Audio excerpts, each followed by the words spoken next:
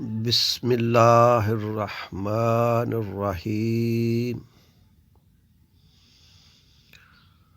اللہم نحمد و نصلی علی رسول الکریم، اما بعد فاعوذ باللہ من الشیطان الرجیم، بسم اللہ الرحمن الرحیم۔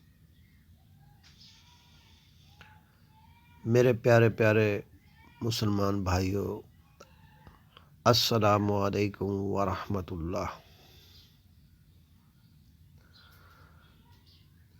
آج کا جو موضوع ہے ہمارا وہ ہے پیری اور مریدی۔ پیر کیوں بنایا جاتا ہے اور مرید کیوں بنتا ہے؟ آیا یہ لازم ہے یا نہیں؟ تو اگر پیر ہم نے بنایا اس سے ہمیں کیا فائدہ ہوگا، اور اگر ہم مرید بنے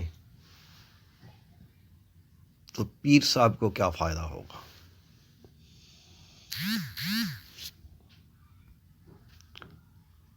یہ بات سمجھنے کی ہے کہ مرید جو بنتا ہے وہ فائدہ لینے کے لیے بنتا ہے، پیر کو اس سے کیا فائدہ ملے گا جو اس کا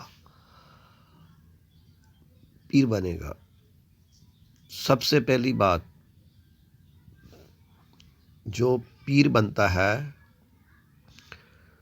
اس کو اس کے پیر سے اجازت ہوتی ہے کہ دیکھو جو کچھ میرے پاس تھا، روحانی علم، اصلاح، محبت، اخلاق، شفا کے معاملات، دکھی انسانوں کی خدمت کرنا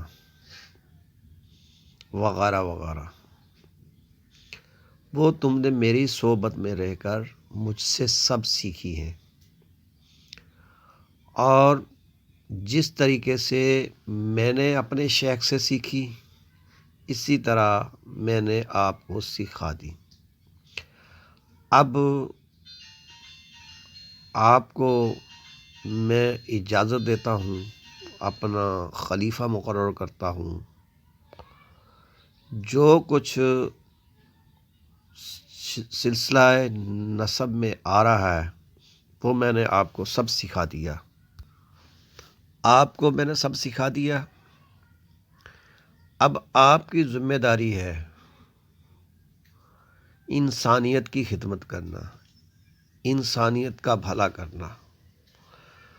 تو دو چار لوگوں کے بیچ میں یا ویسے ہی شیخ اجازت دے دیتا ہے کہ آج سے تم میرے خلیفہ مقرر ہوئے، اپنے شہر میں یا کسی اور شہر میں یا کسی گاؤں میں یا کہیں کسی علاقے میں، کسی ملک میں، جہاں پر بھی وہ رہتے ہیں وہیں سے آپ اپنا نظام شروع کرو، یا مثال طور پر اس کو کہیں کہہ دیتے ہیں، مثال طور پر ایک شخص فیصل آباد کے رہنے والا ہے تو اس کا شیخ کہتا کہ آپ ایسا کریں، آپ کراچی چلے جائیں، یا مثال طور پر ایک شخص حیدرآباد میں رہنے والا ہے تو اسے کہتے ہیں کہ آپ لاہور چلے جائیں۔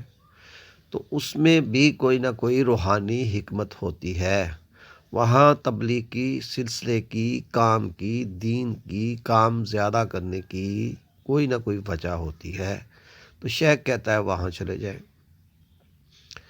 تو وہ شخص جو خلیفہ مقرر ہوتا ہے وہ سب سے پہلے اس کو بے نیاز ہونا ضروری ہے۔ بے نیاز سے مراد یہ ہے کہ ایسا نہیں کہ میرے پاس لوگ آئیں اور میں ان کو مرید بناؤں پھر ان سے مال بٹوروں، یہ ہرگز صوفیہ کرام کی تعلیم میں نہیں ہے۔ ہاں، کوئی تحفہ پیش کرتا ہے، خدمت کرتا ہے تو جائز ہے، یہ جائز ہے۔ تحفہ دینا، تحفہ شیخ کو دینا بالکل جائز ہے، تحفہ گھر میں دینا، تحفہ کسی دوست کو دینا، تحفے دینے چاہیے، اس سے محبت بڑھتی ہے۔ تو جب وہ شخص صاحب اجازت ہو جاتا ہے تو پھر اس کو ذکر، فکر، ثنا خوانی، درود و سلام،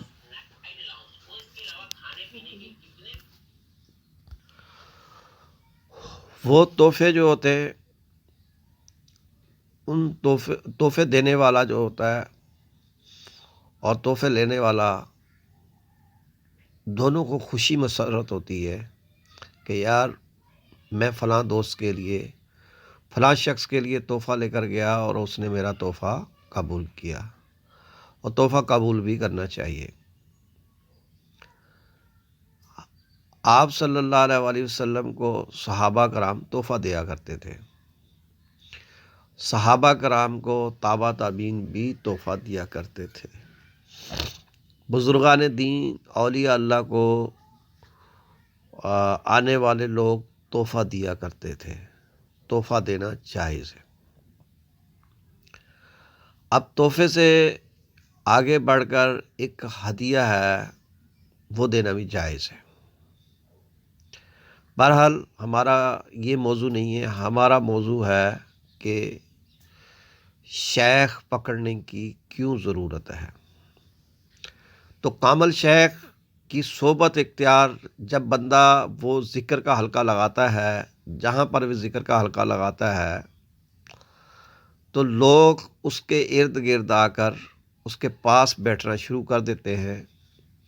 پھر جو تاثیر اس کے شیخ سے اس کو ملی ہوتی ہے وہ دوسروں کے دل کے اوپر، قلب کے اوپر تاثیر ڈالتا ہے، اس سے ان کے دل اور قلب نرم ہو جاتے ہیں، پھر وہ ان کو ان کی صحبت کے اندر سکون آتا ہے، تو وہ آہستہ آہستہ ان کی صحبت میں بیٹھ کر ان کا دل ایسے کرتا ہے کہ میں بیعت ہو جاؤں۔ جب وہ بیعت ہو جاتے ہیں، ان کے مرید بن جاتے ہیں، تو پھر وہ اپنی تعلیم ان پر عیاں کرتے ہیں۔ ان کے ہاں جو بھی سلسلہ ذکر کا ہو، جو کچھ اس نے سیکھا ہوتا ہے اپنے شیخ سے، وہ مرید کو آہستہ آہستہ سکھانا شروع کر دیتا ہے۔ آہستہ آہستہ وہ سیکھتا رہتا ہے۔ جب اس کی تعلیم مکمل ہو جاتی ہے، اگر اس کے مرشد حیات ہوں تو اپنے مرشد کی صحبت میں لے کر جاتے ہیں اور کہتے ہیں کہ اے میرے شیخ، میں نے، آپ نے جو حکم فرمایا تھا، میں نے اس بچے کی، اس دوست کی، اس مسلمان بھائی کی اصلاح کی ہے،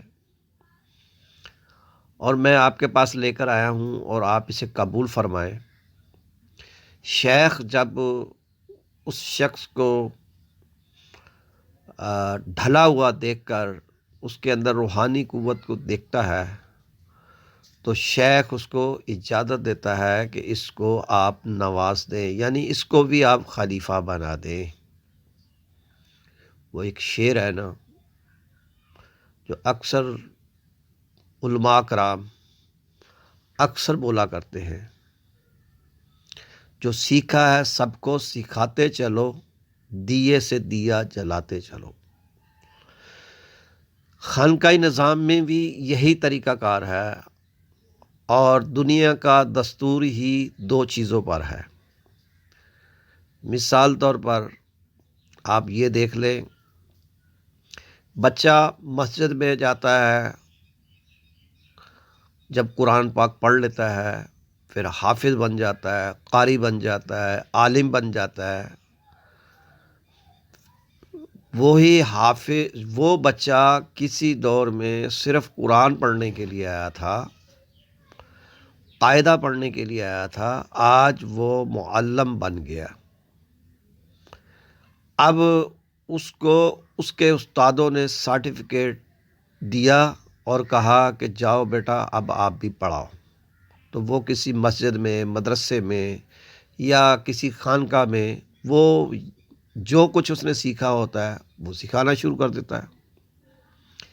جس طرح موٹر سائیکل مکینک ہے، ایک شاگرد اس کے پاس جاتا ہے، اس کو پلاس پکڑنا بھی نہیں آتا، اب جب وہ اس کی صحبت میں رہتا ہے، استاد اس کو کہتا ہے یہ پانا پکڑاؤ، چابی پکڑاؤ، یہ تار لے کر آؤ، اس کے گیئر چینج کرو، آہستہ آہستہ جیسے وہ موٹر سائیکل مکینک بن جاتا ہے، تو استاد بھی کہتا ہے کہ بھائی یا تو مجھ سے تنخواہ لو، یا کوئی اپنی دکان کھول لو، یا آپ کسی کے پاس جا کے کام کر لو۔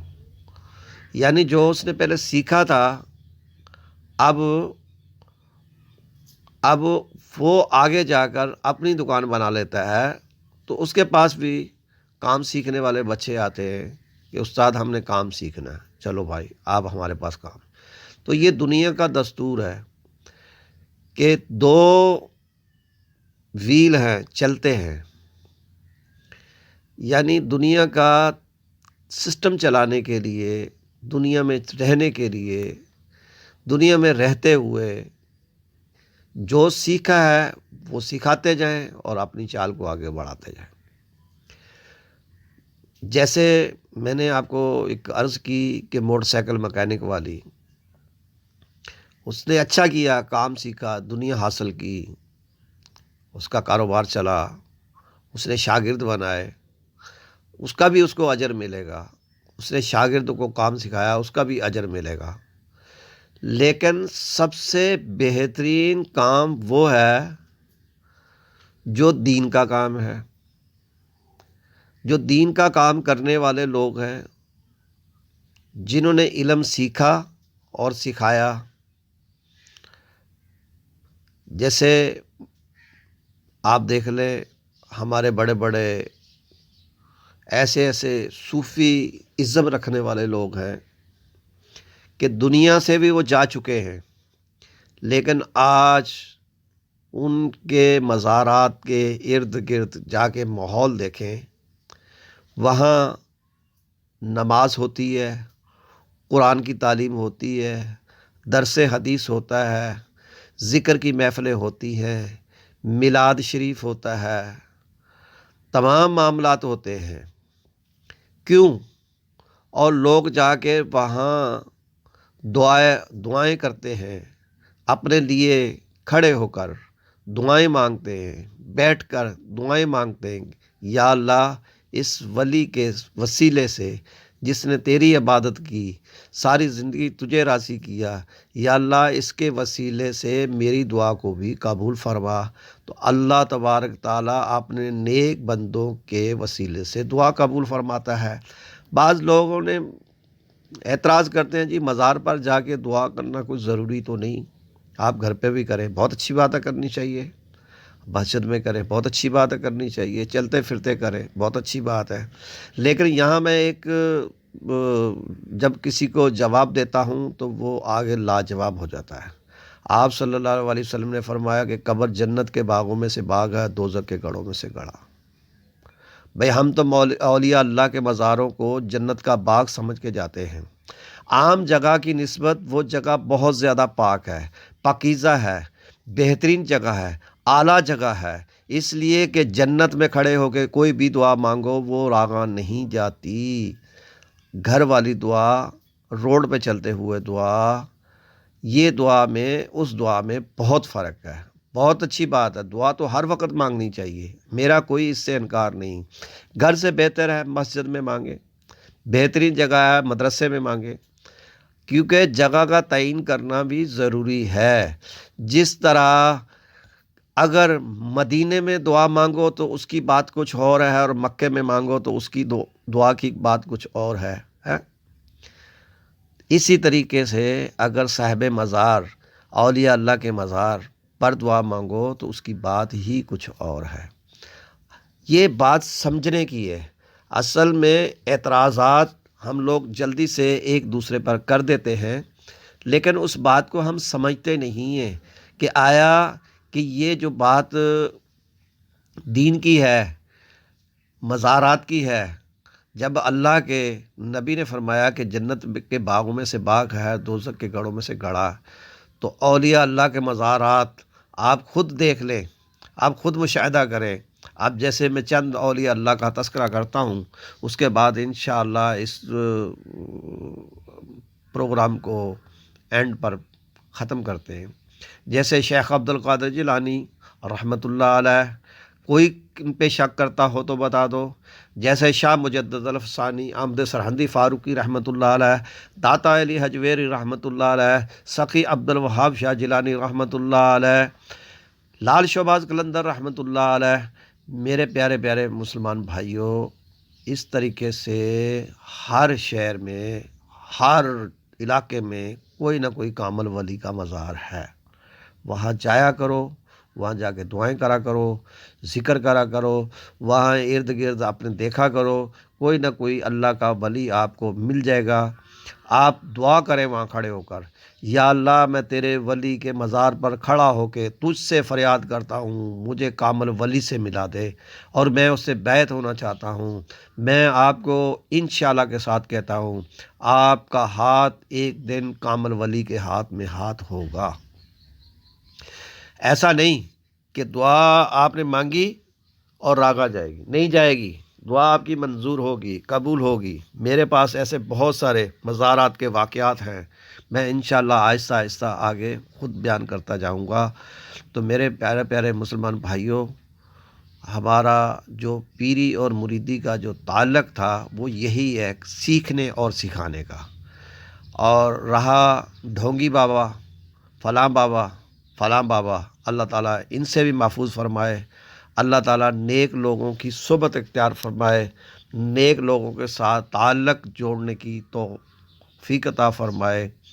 دوستو، اگر آپ کسی کو تحفہ دیتے ہو تو کوشش کرا کرو مسواک اور عطر یعنی خوشبو آپ کسی کو تحفہ دیا کرو، نیک آدمی کو، ان کی روح خوش ہوتی ہے، اور اس تحفے سے اس کو بڑی مسرت ہوتی ہے، کیونکہ یہ دونوں سنت ہے اور بہت پیارا تحفہ ہے۔ اس کے علاوہ ہر قسم کا تحفہ دے سکتے ہیں۔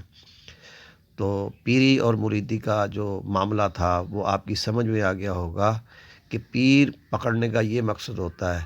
ایسا نہیں کہ آپ نے پیر تو بنا لیا، یار میری دکان نہیں چل رہی، یا میرا کاروبار نہیں چل رہا، یا میرا مثال طور پر میرا فلاں کام نہیں ہو رہا، فلاں کام نہیں ہو رہا۔ بھائی، پیر پکڑنے کا یہ مقصد ہرگز نہیں ہے۔ پیر پکڑنے کا مقصد ہے ان سے تعلیم حاصل کرنا، اور تعلیم کو حاصل کر کے اس تعلیم کو عوام و ناس میں زیادہ سے زیادہ پھیلانا، تاکہ برائی ختم ہو اور اچھائی چھا جائے۔ تو جب بندہ یہ کام کرتا ہے تو اس کے سارے معاملات اللہ پاک خود ہی حل فرما دیتا ہے۔ حضرت سیدنا صدیق اکبر رضی اللہ تعالیٰ فرماتے ہیں کہ جب میں اللہ کے کام میں لگ گیا تو اللہ نے سارے کام میرے اپنے ذمہ دے لیے۔ تو سیدنا صدیق اکبر رضی اللہ تعالیٰ عنہ سلسلہ عالیہ نقش بندیہ مجدیہ کے بانی ہیں، اور تمام صحابہ ہمارے سر کے تاج ہیں۔ میرے پیارے پیارے مسلمان بھائیوں، اللہ اور اس کے رسول کے فرمان کے مطابق زندگی بسر کرنے کی توفیق عطا فرمائے۔ اللہ تعالیٰ مجھے اور آپ کو عمل کرنے کی توفیق عطا فرمائے۔ اللہ تبارک تعالیٰ میرا اور آپ کا حامی و ناصر۔ السلام علیکم ورحمۃ اللہ۔